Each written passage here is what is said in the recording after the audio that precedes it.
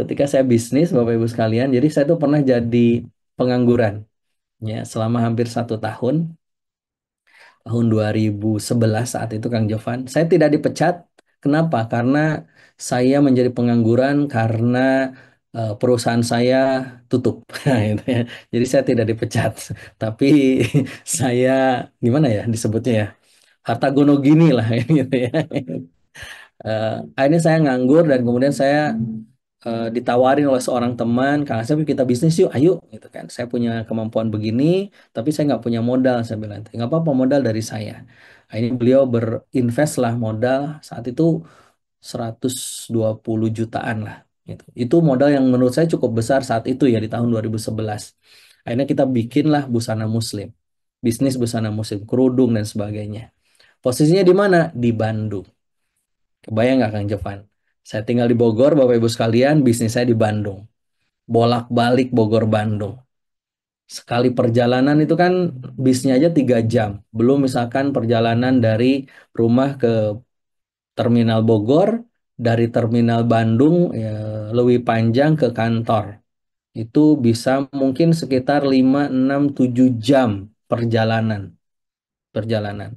Dan itu berarti nggak mungkin bolak-balik ya Kang Jovan. Pasti saya nginep di sana. Saya nginep di kantor gitu kan. Saya nginep di kios gitu kan, gitu kan. Akhirnya besoknya setelah asar baru pulang. Begitu gitu kan. Akhirnya istri yang saat itu eh, masih baru punya kendaraan motor, saya yang baru satu motor itu, istri harus naik angkot gitu kan. Ke sekolah jalan kaki, kalau hujan pakai payung gitu kan. Wah, ya Allah ya Rabbi. Mulailah istri itu, Bi. Kayaknya gak usah deh, Bi. Lanjutin bisnisnya di Bandung. Itu mulai itu kehangatan cinta itu mulai mulai terasa karena rutinitas atau karena anak gitu loh. Bisa jadi bertambahnya anak itu bisa merusak juga gitu kan, kehangatan kita dengan pasangan ya, dengan pasangan. Atau bisa juga karena karir yang tadi itu bisa menjadi masalah umum di dalam pernikahan. Atau bisa juga karena gadget. Hari ini dengan dunia gadget yang sangat luar biasa, sosmed luar biasa itu bisa merusak kehangatan cinta. Atau bisa juga karena lelah fisik, lelah emosi dan lain sebagainya. Tapi yang terpenting Kang Jovan dan Bapak Ibu sekalian, semua ini adalah bisa mengikis keintiman kita dalam berumah tangga. Gitu. Maka perlu kita pahami pilarnya apa sih yang bisa menjaga kehangatan cinta kita meskipun sudah bertahun-tahun kita menikah. Saya menikah 2005, jadi sekarang masuk usia ke-20 pernikahan saya. Selama 20 tahun pernikahan itu yang namanya ujian pernikahan tuh ya banyak banget, itu banyak banget. Tapi kalau kita tidak mengetahui dan memahami pilarnya, maka kehangatan cinta itu sulit untuk dirawat. Apa pilarnya Bapak Ibu sekalian? Kang Jovan, yang pertama, pilar dalam menjaga dan merawat kehangatan cinta itu adalah komunikasi yang tulus. Gitu. Ketika saya diprotes sama istri saya, jadi bukan karena duitnya ya, karena memang pas waktu itu Kang Jovan, bisnis saya itu selama 1 tahun dievaluasi, untung nggak? Ternyata untung, alhamdulillah. 4,6 juta Kang Jovan untungnya setahun. Padahal omset bisa kalau Ramadan itu bisa sampai 100 juta, paling sedikit sebulan itu omset bisa 15 juta, 30 juta, 50 juta sebulan itu. Tapi kok habis itu. Jadi keuntungannya malah kecil gitu.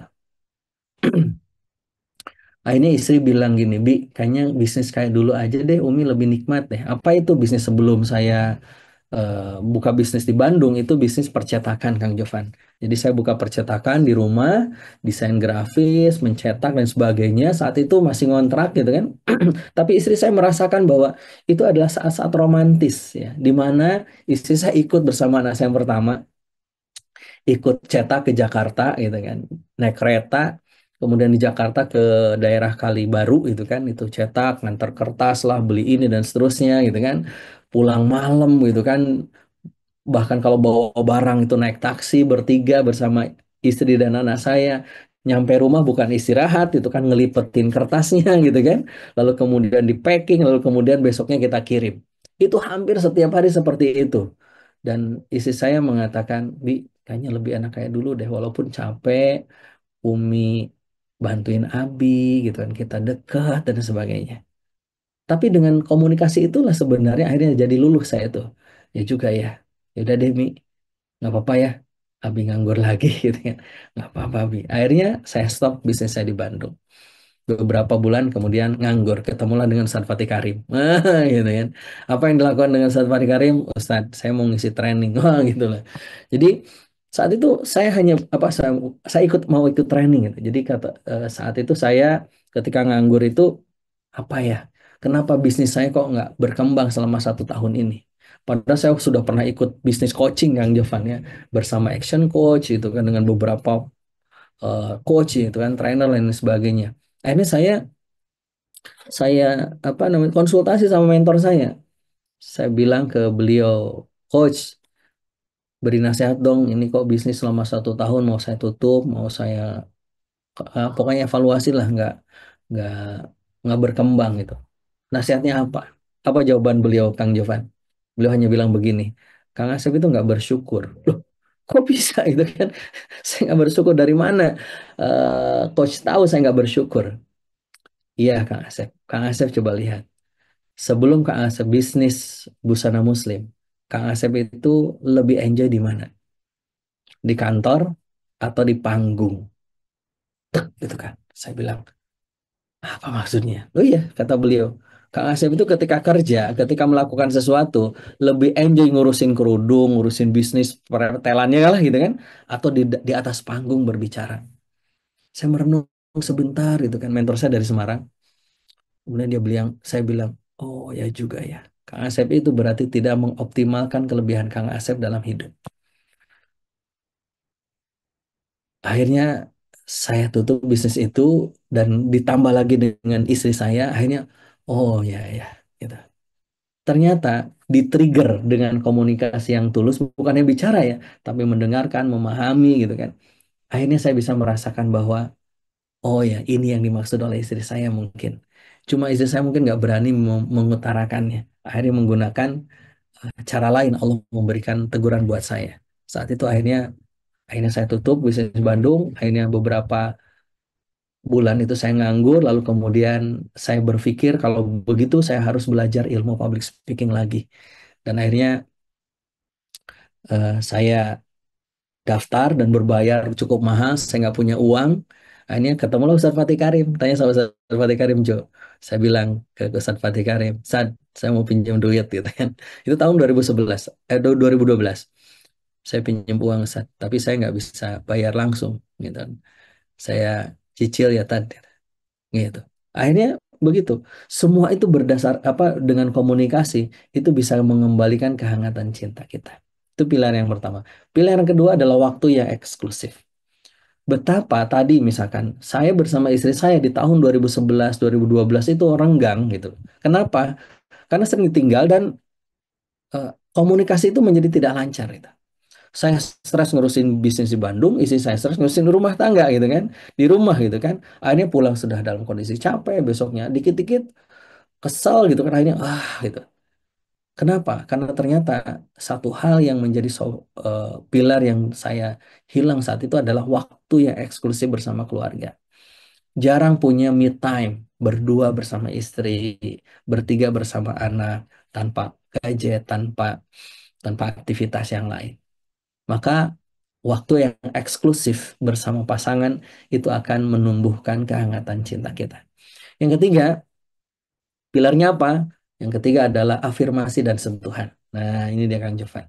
Jadi ketika ingin membangun kehangatan cinta, pilar yang ketiga ini adalah pujian, ucapan cinta, kecupan, pelukan gitu kan. Tiap hari walaupun mungkin sekedar hanya cium tangan gitu kan, dikecup keningnya, pipinya, tapi itu tiap hari rutin dilakukan. Itu akan memberikan afirmasi dan sentuhan. Dan sentuhan dan afirmasi itu metode yang begitu luar biasa untuk membangun trigger. Kang Jevan tahu nggak anchoring? Pernah dengar kata-kata anchoring? Pernah Anchor, Ustaz. anchor tahu anchor kan? Jangka, Jangkar. jangkar, Gitu. jangkar. Coba Kang Jevan olahraga apa yang Kang Jevan suka? Saya berenang Ustaz. Berenang. Apa yang membuat Kang Jovan tiba-tiba langsung klik dengan berenang? Apa yang men-trigger Kang Jovan? Hmm, pas udah ngelihat itu Sat.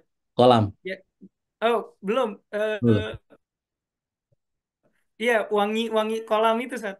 Oh, wangi Itu kolam. kalau udah sampai ke swimming pool, Hah? kecium wanginya itu. Wah ini.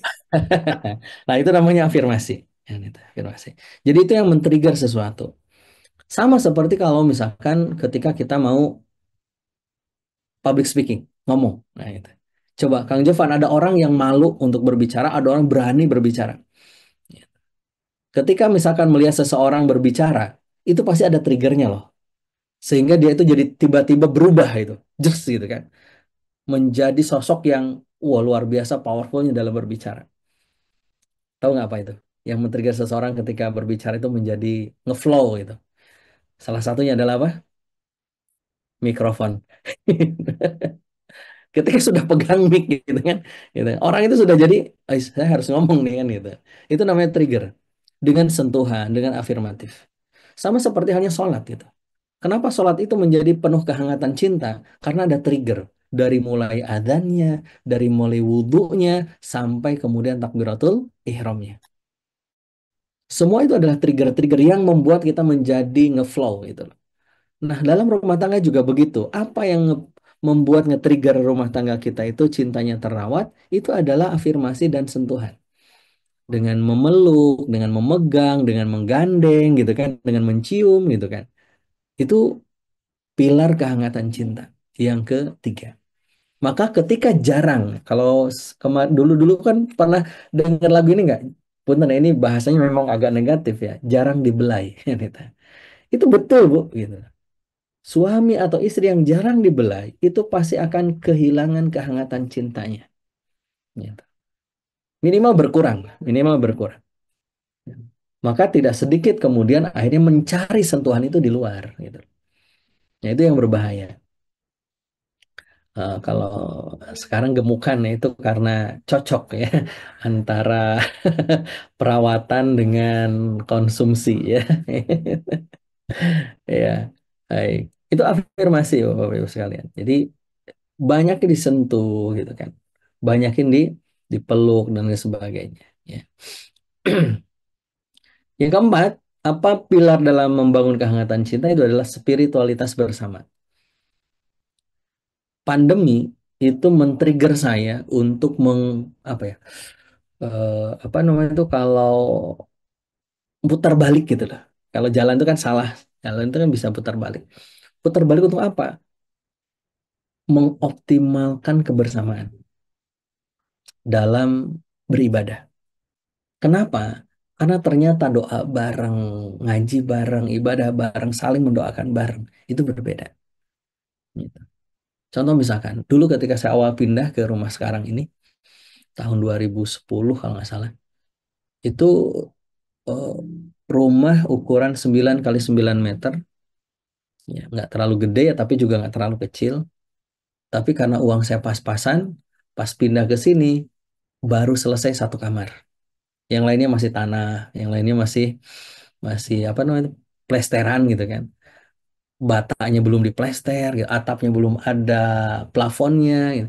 Bahkan jendelanya pun belum ditutup dengan kaca yang jawabannya. Tahu nggak, jendela rumah saya pakai apa? Pakai bambu gitu kan. Dianyam gitu kan. Tapi saya merasakan saat itu kebersamaan bersama keluarga itu luar biasa. Salah satunya apa? Setiap bulan Ramadan kami itu menuliskan impian. Dan ada yang misalkan saya kan saat itu kan bikin rumah pinjam ke mertua tuh kan uangnya salah satunya karena kurang, hutang lunas ke mertua, bisa berangkat umroh, anak-anak sekolah di sekolah terbaik, dan apa ditulis tuh. Dan setiap mau berbuka kita kumpul itu Bapak Ibu sekalian, kita baca doa itu bareng-bareng. Wah itu terasa luar biasa banget itu tahun 2010 2011-an lah gitu. Itu sampai beberapa tahun masih itu dilakukan Kang Jevan gitu. Tiba-tiba dengan kesibukan saya di tahun 2000 berapa tuh ya, mungkin 2016 sudah mulai tuh di Cinta Quran juga jadwal padat itu kan, training juga begitu. Akhirnya Kalau Ramadan itu malah banyak sekali waktu berbuka itu di luar. Di luar. Tanya lah, Jovan tuh pasti tahu tuh ya jadwal saya ketika di Ramadan tuh bersama Cinta Quran ya. Sehari bisa 3 kali jadwal ngisi gitu kan. Pulang habis tarawih gitu kan. Akhirnya apa? Spiritualis bersamanya berkurang. Yang awalnya bisa doa bareng sebelum berbuka sekarang udah nggak ada. Paling saat sahurnya saja. Tapi ketika pandemi itu bagi saya itu berkahnya luar biasa. Apa itu? Karena bisa sholat bareng, tarawih bareng, betul kan? Buka puasa bareng, sahur bareng, gitu ya. Sampai kemudian baca Quran bareng, semuanya bareng gitu. Oh iya ya, ini dulu yang hilang saat itu. Gitu. Kenapa? Karena ternyata kalau itu dibiarkan, tidak tidak dibangun kembali spiritualitas bersama itu lama kelamaan kehangatan cinta bersama pasangan dengan keluarga itu akan makin berkurang, makin berkurang. Dan yang kelima, pilarnya apa? Kejutan. Gitu. Kadang yang kemarin tuh ada dikasih apa tuh tadi bilangnya ada Hadiah eh emas iya atau gitu cincin. kan, ada cincin lah, ada apa gitu kan di mukenanya gitu kan. Itu ternyata mungkin hal-hal kecil gitu kan, cuma cincin gitu kan kecil cincin itu ya. Gitu. Tapi itu bisa membangun lagi kehangatan cinta. Gitu.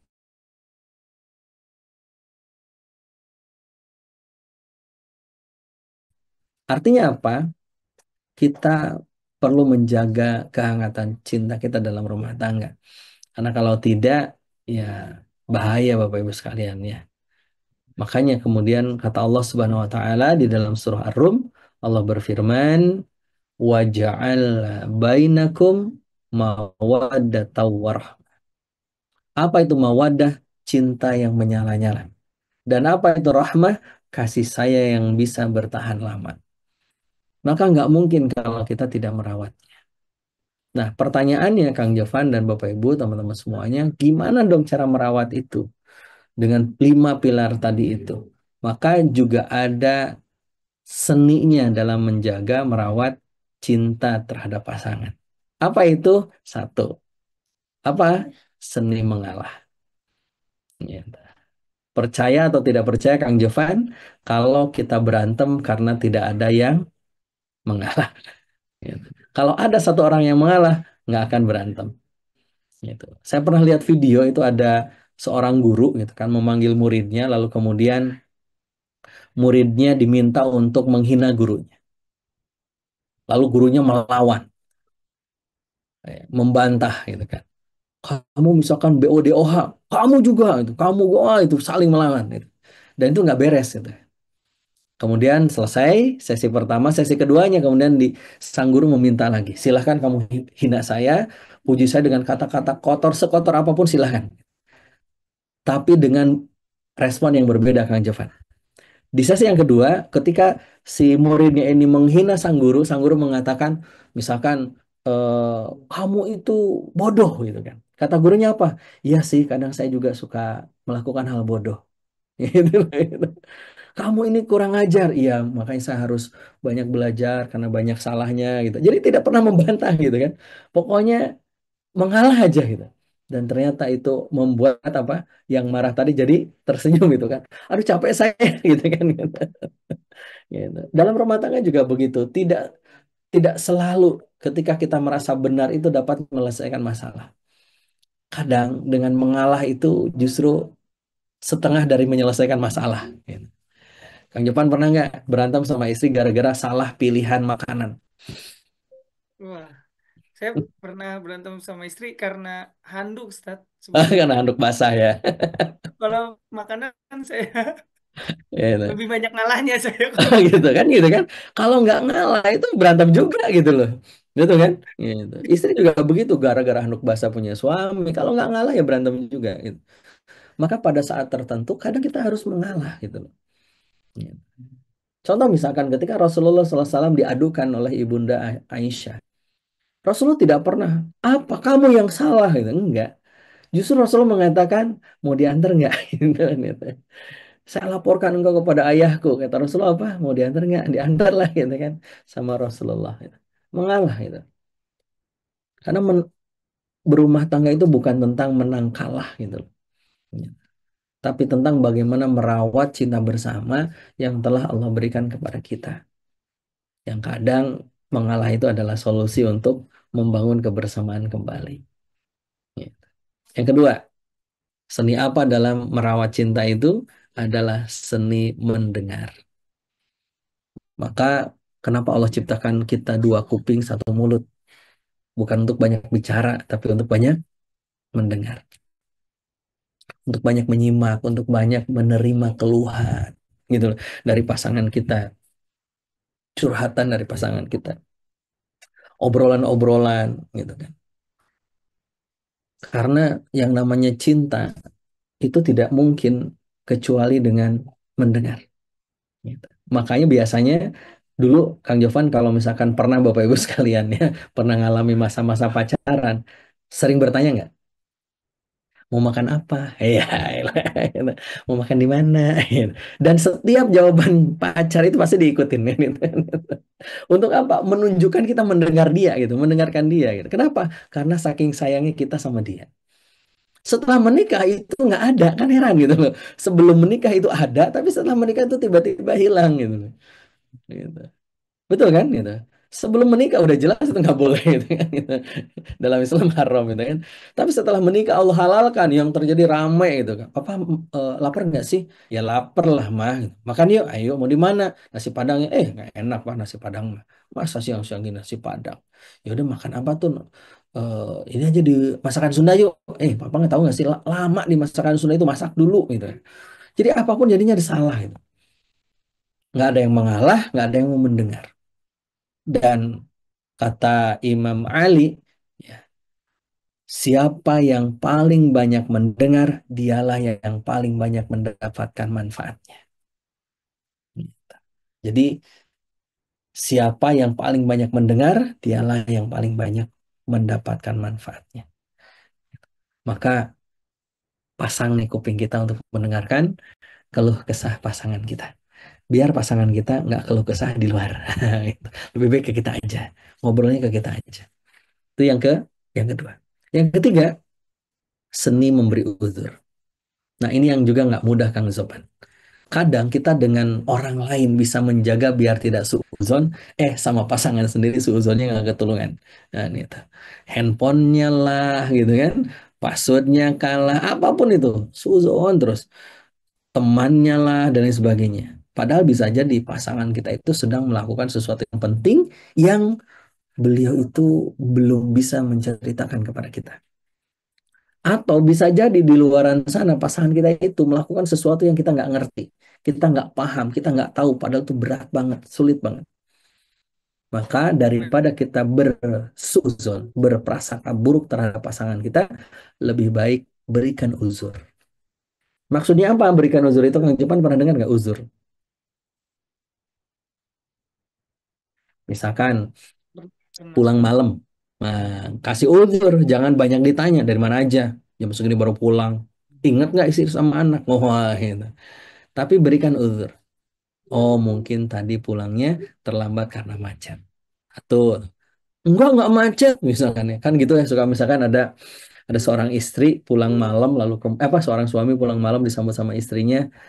Malam, Pak. Assalamualaikum Pak, selamat datang gitu kan. Ahlan. Mau makan dulu atau mau mandi dulu gitu kan atau mau ngopi aja gitu kan. Oh, disambut dengan begitu luar biasa. Lalu kemudian anaknya jadi pemanas gitu kan, jadi kompor. Mama, mama, mama, mama nggak marah apa? Si papa pulang malam terus. Nah, kenapa mama harus marah? Gitu kan. Mama itu tugasnya adalah melayani papa kamu. Gitu. Beribadah kepada Allah melalui papa kamu. Bagi mama, mama bukain pintu buat papa aja udah pahala, nak. Gitu. Mama tahu nggak? Papa itu pulang malam karena main, mama. Apa jawaban mamanya? Alhamdulillah berarti papa masih sehat, bisa main. Nah, gitu. Itu namanya uzur kayak gitu. Jadi selalu mencari kebaikannya gitu loh. Diberikan uzur. Bahkan kata kata para ulama, kalau misalkan, maaf kata Nabi, kalau misalkan kita tidak bisa memberikan uzur, tidak menemukan uzur di yang 70, berikan sampai 70 uzur kata Nabi itu. Kalau kita tidak bisa menemukan juga, mungkin kita tidak tahu uzur yang ke-71, 72, 73. Gitu.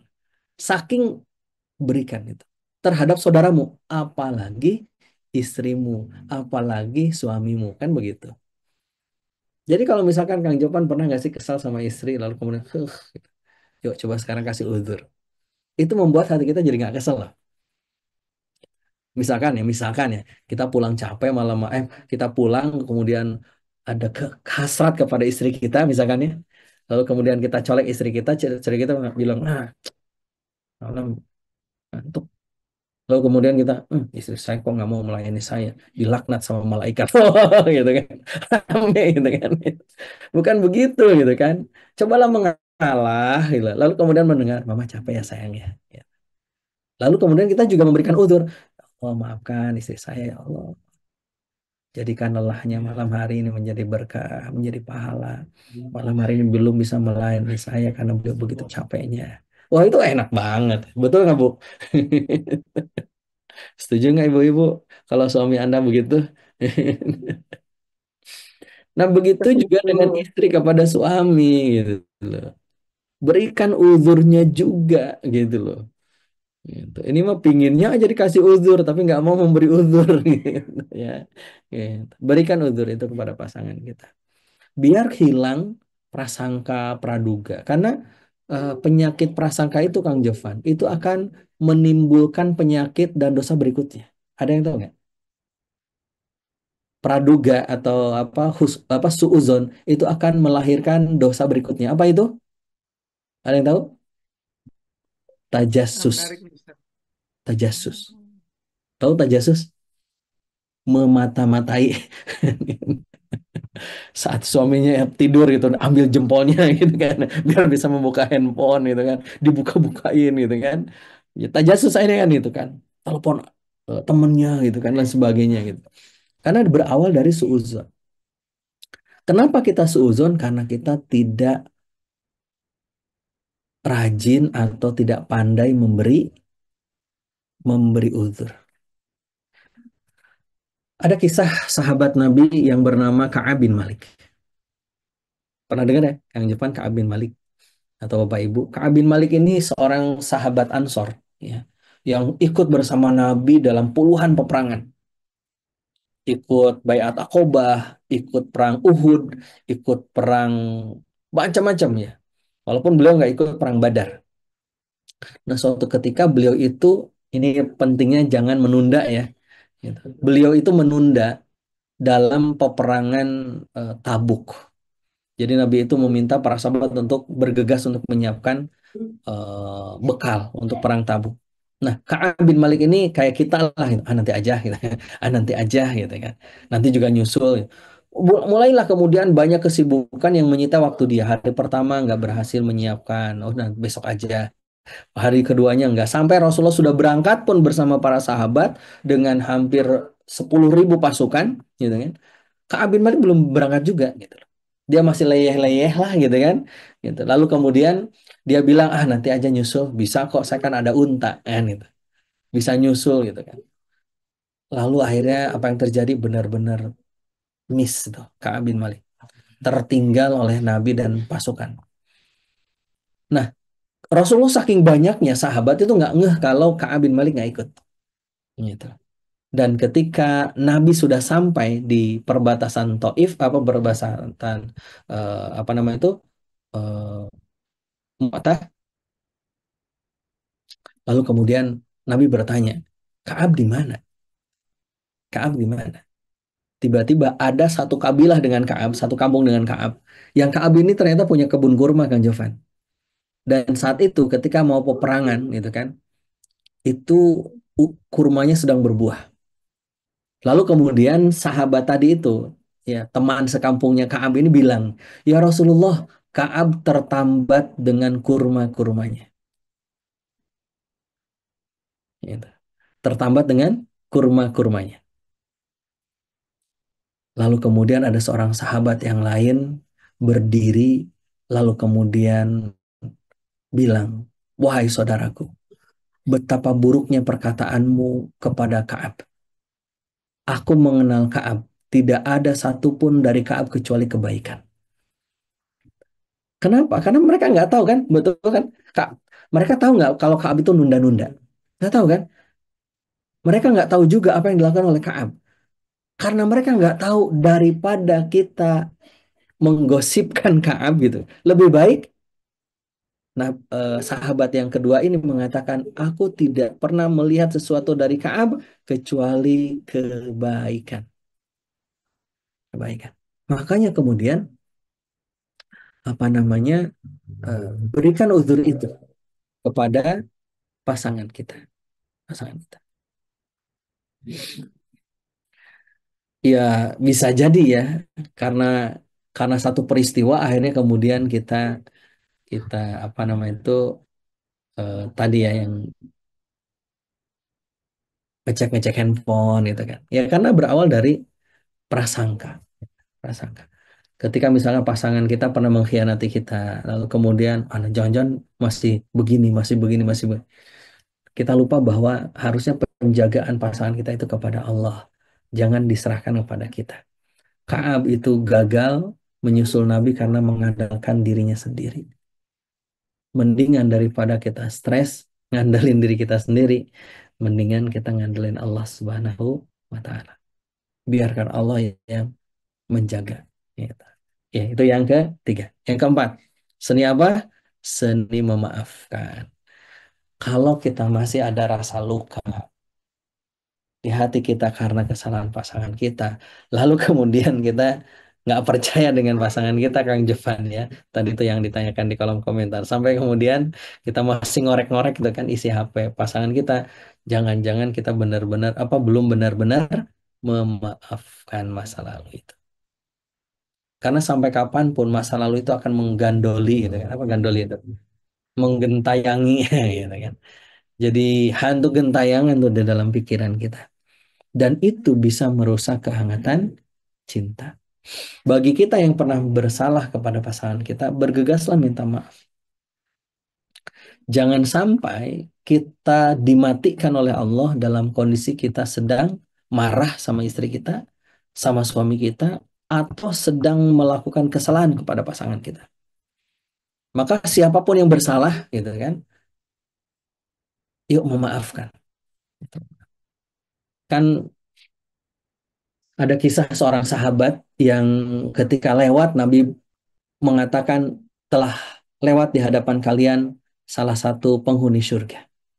Lewat lagi sahabat itu kata Nabi kepada sahabat-sahabat yang duduk, lihatlah dia sudah lewat di hadapan kalian penghuni surga. Sampai ke yang ketiga, sampai kemudian ada seorang sahabat yang apa istilahnya eh, apa kalau kalau kalau kita tuh stalking, stalkingnya penasaran gitu siapa nih sahabat ini laki-laki ini siapa sih gitu. Kemudian sahabat ini pura-pura melakukan perjalanan, lalu kemudian apa namanya pura-pura nginep. Maksudnya ingin tahu sih ini amalan apa dia itu kok bisa kata Nabi ini penghuni surga. Lalu kemudian bermalamlah sahabat itu di laki-laki tersebut di rumahnya. Dan ternyata setelah bermalam Kang Jovan nggak ada yang istimewa gitu kan. Nggak ada sholat tahajud gitu kan, baca Qur'annya panjang-panjang, mungkin tahajudnya lama, saum sunnahnya begini dan biasa aja ya, sholat gitu kan, sholat 5 waktu ya sholat dan sebagainya. Hari kedua, hari ketiga kan dibatasi ya kalau berkunjung itu jangan lebih dari 3 hari ya, gitu. 3 malam gitu. Nah, ini setelah itu pamitan, tapi sebelum pamitan dia bilang sama beliau, wahai saudaraku, aku sebenarnya berpura-pura dalam perjalanan karena ingin tahu seperti apa ibadahmu. Karena aku penasaran. Rasulullah Shallallahu Alaihi Wasallam selalu menyebut kamu itu ahli surga. Apa ibadah kamu? Kata dia, ya beginilah saya. Nggak mungkin. Nggak mungkin Rasulullah sampai 3 kali memberitahu kalau engkau itu ahli surga. Kalau kamu tidak punya ibadah andalannya. Gitu. Lalu kemudian sang laki-laki itu mengatakan, baiklah kalau begitu. Saya mungkin tidak punya amalan seperti kalian, saum sunnahnya, tak tahajudnya. Tapi saya itu sebelum saya tidur saya sudah memaafkan orang-orang yang pernah menzolimi saya di hari itu.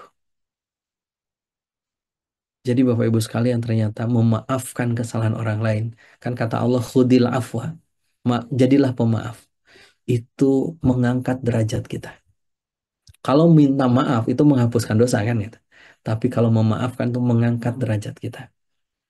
Semakin kita banyak memaafkan kesalahan orang lain dengan uzur tadi itu, dengan apapun itu ya, maka semakin tinggilah derajat kita di sisi Allah Subhanahu wa taala. Seni memaafkan. Nah, yang kelima, seni memberi perhatian. Gitu. Cinta yang terawat itu karena kita betapa memperhatikan. Kenapa bisa memperhatikan? Karena kita merasa itu penting. Coba, Kang Jovan, eh, Kang Jovan dari rumah ke tempat kerja, ya, ada berapa ATM yang Kang Jovan hafal? Yang saya tahu BSI doang, Ustaz. Gitu Satu kan? itu dia. Iya kan? Yang kita pasti ingat itu hanya yang kita perhatikan. Gitu. Kalau kalau ATM kita BSI, yang akan kita hafal itu ya ATM-nya BSI ada di sini, ada di sini, ada di sini. Kalau ATM-nya Mandiri ya di sini, sini, sini. Nggak mungkin ingat BNI gitu kan, BRI dan sebagainya gitu. Kenapa? Karena yang akan kita ingat itu adalah yang kita perhatikan. Dan cinta itu terwujud dalam bentuk perhatian. Makanya pernah nggak Kang Jupan bertanya-tanya atau ada yang bertanya, kenapa ya sholat itu menjadi tiang agama? Gitu. Betul kan? Kenapa ya? Allah itu menjadikan kok sholat itu tiang tiang agama. Karena ternyata teman-teman sekalian, Bapak Ibu, sholat itulah yang menjadi tanda perhatian pertama kita terhadap Allah Subhanahu wa Ta'ala dalam ketaatan kita. Kan kalau misalkan Kang Jovan itu sebagai guru, ya, ya, atau karyawan di sebuah perusahaan, di sebuah lembaga. Lalu kemudian Kang Jovan datang ke sana. Tapi sama pimpinan kita itu nggak dikasih kerjaan apa-apa. Kira-kira disebut karyawan bukan sih? Lah enggak gitu. Tapi kalau misalkan ketika Kang Jovan datang, kata pimpinan, Kang Jovan nanti tugas Kang Jovan ini ya. Gitu. Oh siapa? Gitu. Betul kan? Mungkin nggak bertanya-tanya kayak gini, kenapa saya harus ngerjain ini? Kenapa saya harus ngerjain itu? Gitu loh.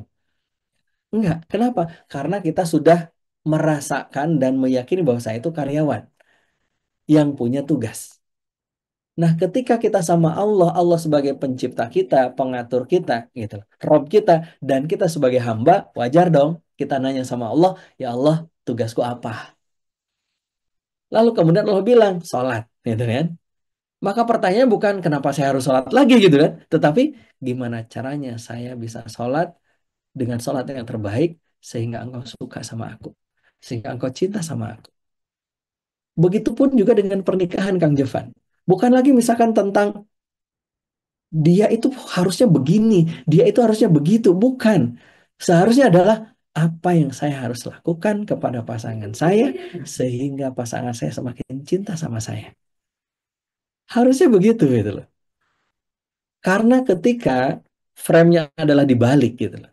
Itu bukan membangun cinta, itu membangun namanya apa namanya transaksi gitu lah. Kamu itu harusnya begini, begini, begini, begini kan begitu kan kebanyakan gitu ya. Padahal harusnya aku harus melakukan apa ya biar pasanganku makin cinta sama aku. Gitu lah. Biar aku makin sayang sama dia. Gitu. Persoalan kemudian namanya ya ujian. Ya tiap orang diuji dengan berbagai macam hal. Ada yang diuji dengan sakit, betul kan? Ada yang diuji dengan, mohon maaf ya, belum diberikan keturunan. Ada yang diuji dengan ekonomi gitu. Ada yang diuji dengan macam-macam. Tapi yakinlah Bapak Ibu sekalian, ya namanya hidup ya ujian gitu. Tapi yang terpenting adalah bagaimana kita bisa memberikan perhatian terhadap pasangan kita. Dan itu adalah kunci kita mencintai dia. Makanya sholat itu menjadi tiang agama karena Lihatlah seseorang, kalau dia memperhatikan sholatnya, berarti dia memperhatikan Allah. Kalau dia sudah melalaikan sholatnya, berarti melalaikan Allah. Rumah tangga juga demikian. Maka gimana nih Kang Jopan biar kita bisa memberikan perhatian lebih kepada pasangan kita? Satu, buat namanya 5 minutes talk before sleep. Coba biasakan mulai program 5 menit aja ngobrol sama pasangan sebelum tidur. Ya nggak harus yang berat-berat, bahkan jangan yang berat-berat itu. Mungkin pertanyaannya misalkan, eh, Mama malam ini capek ya? Atau misalkan ada yang bisa aku bantu nggak, Pih? Terus apapun itu. Ya. Maka berikanlah itu sebagai bagian dari untuk merawat kehangatan, itu memperhatikan pasangan kita dengan ngobrol sebelum tidur. Ini mah tidur juga beda kamar Kang Jovan, kumaha ya bisa ngobrol gitu sebelum tidur.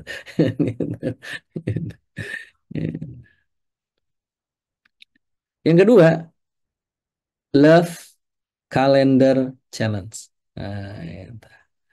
Jadi coba buat challenge Bapak Ibu sekalian. Tugas ringan gitu. Setiap hari selama 1 minggu. Ada yang mau nggak? Bareng saya kita challenge, gitu. Apa challenge-nya? Dimulai besok lah misalkan.